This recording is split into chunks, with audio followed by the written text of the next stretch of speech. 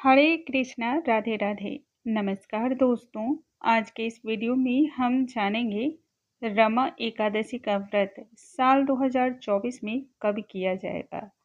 दिन क्या होगा, वार क्या होगा, पूजा की विधि क्या होगी, पूजा का मुहूर्त क्या होगा, पारण का शुभ मुहूर्त क्या होगा, दान कब और किस प्रकार से करना है, पारण क्या खाकर करना है और जो भक्तगण एकादशी का व्रत नहीं करते हैं उन्हें कौन से कार्य इस दिन विशेष ही करने हैं। यदि आप एकादशी का व्रत करते हैं तो इनके नियम क्या होंगे, वह भी आज के इस वीडियो में हम जानेंगे। आइए वीडियो को हम स्टार्ट करते हैं। नमस्कार दोस्तों, कैसे हैं आप सभी। उम्मीद करती हूँ आप सभी स्वस्थ होंगे, सुरक्षित होंगे और आप सभी के उत्तम भविष्य की कामना करते हुए आज का ये वीडियो स्टार्ट करती हूँ।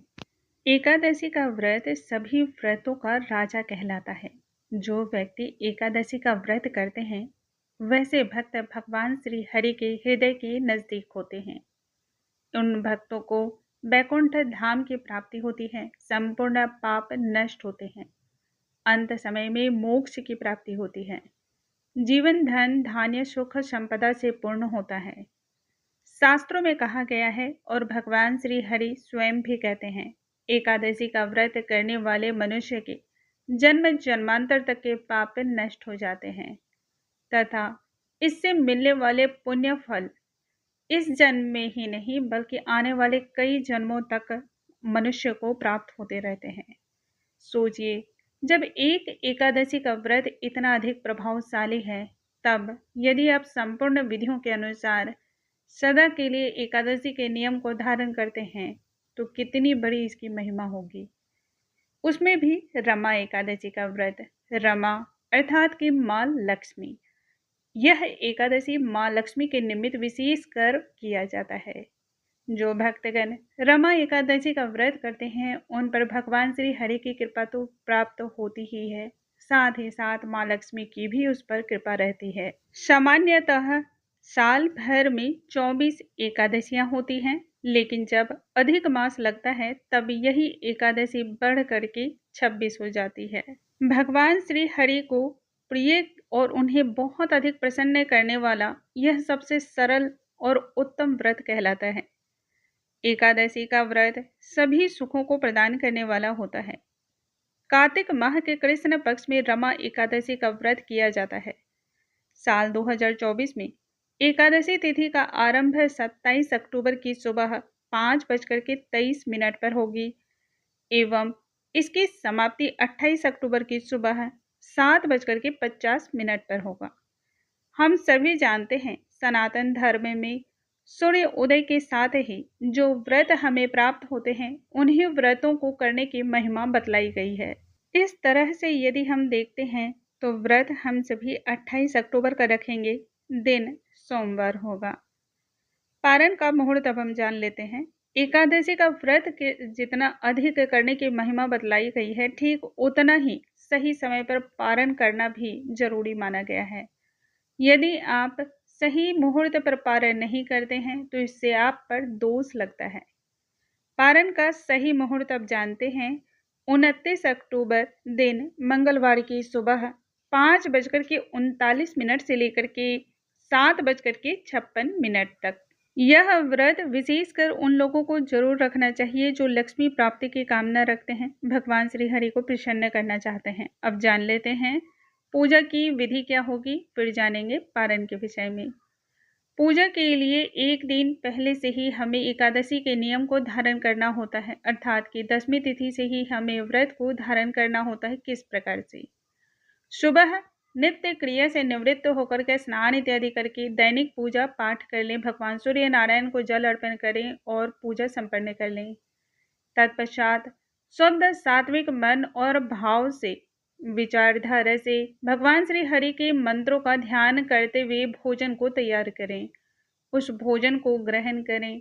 भोजन में मांस, मदिरा, लहसुन, प्याज, गोभी, मूली, सलजम या मसूर की दाल, उड़द की दाल, बैंगन, इन चीजों का सेवन निषेध बतलाया गया है। एकादशी का व्रत करने वाले भक्तगणों को इन चीजों को नहीं खाना चाहिए। संध्याकालीन के बाद अन्न का सेवन निषेध है। यदि आप अस्वस्थ रहते हो, बार बार आपकी तबीयत खराब रहती हो, या फिर आप गर्भावस्था में हो, या फिर आप वृद्ध हो, ऐसे में आप संध्याकालीन के बाद फल, फूल, दूध, दही, जूस या फिर अन्य प्रकार की जो सब्जियों का रस होता है उनका भी सेवन किया जा सकता है। लेकिन यदि संभव हो तो इन चीज़ों को भी निषेध कर दें। दूध का सेवन आप कर सकते हैं, इसमें कहीं कोई भी प्रकार की बंदिश नहीं बतलाई गई है। एकादशी वाले दिन कोशिश करें ब्रह्म मुहूर्त में उठ करके स्नान इत्यादि करके निवृत्त हो जाएं, और यदि ब्रह्म मुहूर्त में नहीं भी उठ सकते हैं तो सुबह 8 बजे से पूर्व उठ करके पूजा करनी चाहिए। इसलिए 8 बजे से पूर्व उठ करके नित्य क्रिया से निवृत्त हो जाएं। घर के मुख्य द्वार पर स्वास्तिक बनाएं हल्दी से या फिर कुमकुम से। घर में तीर्थ स्थल के जल का जो है वह छिड़काव करें या फिर गंगा जल का छींटा लगाएं। सूर्य नारायण भगवान को सबसे पहले जल अर्पण करें, फिर घर के मंदिर में दीप प्रज्वलित करें और व्रत का संकल्प लें। क्योंकि बिना व्रत के संकल्प की आपकी पूजा पूर्ण नहीं मानी जाती है, उसका फल आपको नहीं प्राप्त होता है, इसलिए व्रत का संकल्प अति आवश्यक होता है। यदि आपने ठाकुर जी की सेवा ले रखी है तो आप उन्हें भी विभिन्न प्रकार से स्नान करा सकते हैं, या फिर भगवान श्री हरि को विभिन्न प्रकार से स्नान कराया जाता है। दूध, दही, घी, पंचामृत, शहद, इन चीज़ों से स्नान कराने की विशेष महत्ता बतलाई गई है।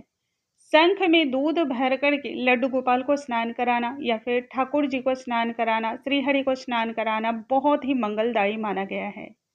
स्नान कराने के पश्चात वस्त्र अर्पण करें। वस्त्र यदि ना हो तो कलावा वस्त्र के स्वरूप में अर्पण करें। मस्तक पर अष्टगंध चंदन का तिलक करें और एक तुलसी का दल जरूर रखें।